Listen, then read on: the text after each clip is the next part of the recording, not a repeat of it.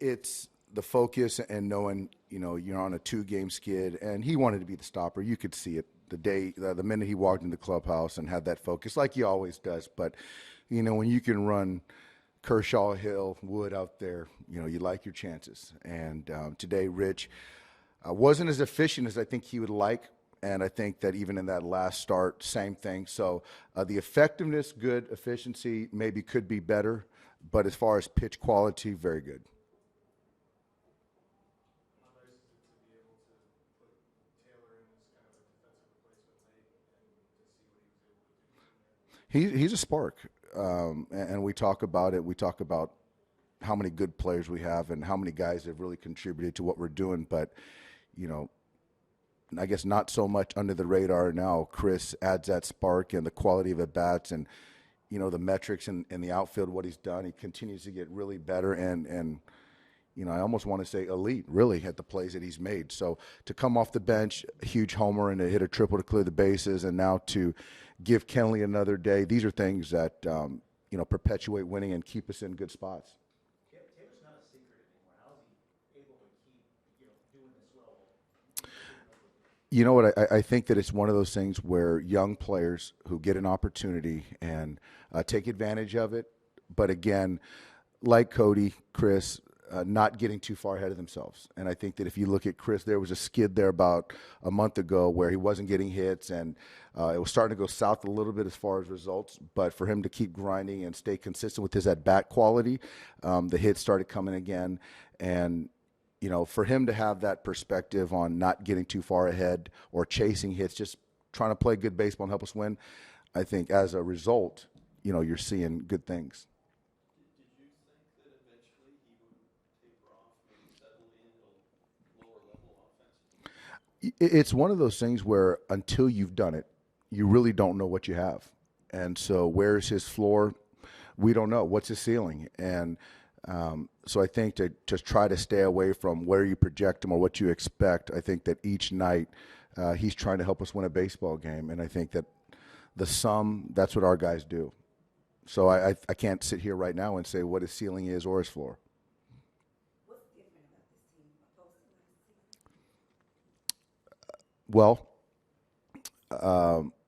the nucleus, actually, bigger than the nucleus has returned.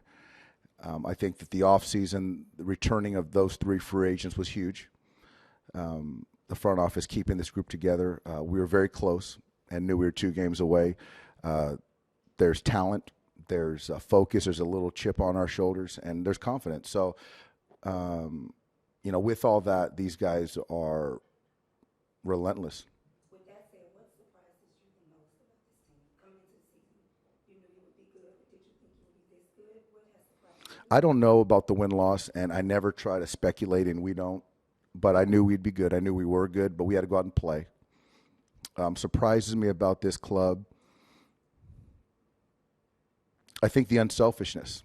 There's a lot of guys that can make cases for more innings, more at-bats, but the way these guys check their egos at the door and pull for one another for the greater good, I think that that's probably the most – I expected it, but it's probably the most pleasant surprise.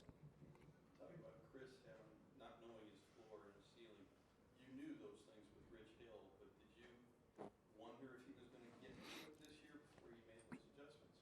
I think we look back at that St. Louis start here, and from now to that start, it's stark. And I'm not going to say I wasn't a little on the fence or worried or hoping, which isn't a good strategy. But Rich, Honey, they worked it out. And so to have him back, that's why we resigned him, to be that pitcher who can miss bats. Last 2 turns not giving the length that I know he wants, but to be that guy that can give us a chance to win every time he takes the mound. Hey, we all know what Chase Utley can do. Is he exceeding your expectations, especially when he's not playing every day? Yeah, I was at home in the Bahamas at 37, so I was retired. So for Chase to be hitting homers against a quality starter in Tehran, and, this guy is so focused. The way he prepares for each game, and he's in tremendous shape.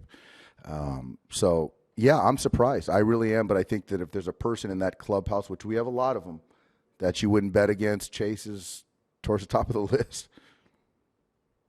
Dave Trace has been struggling a little bit, obviously, in the field yesterday at the plate as well. You see what happens when Chris Taylor comes in just two at bats. How long are you going to keep, working with Trace? Trace is a part of the future. And, he's a guy that's used to playing every day. And so to have his season shortened last year, to have spring training abbreviated, and we kind of handled him with kid gloves this spring, and to start off really slow like he did, to go down to Oklahoma City and to try to figure some things out and to get back up here and to have sporadic playing time, it's tough. It's tough. So I think the thing for us, which is encouraging, is you look back at the last few games that he's played, and the swing, the aggressive swing, they're there. And so the results aren't there. But, sometimes with the hitter, it just takes one at bat, one swing, something like that. So the skill set's there. He cares. And so Trace, again, he's part of our present and he's part of our future. So until anything changes, I'm going to keep giving him opportunities.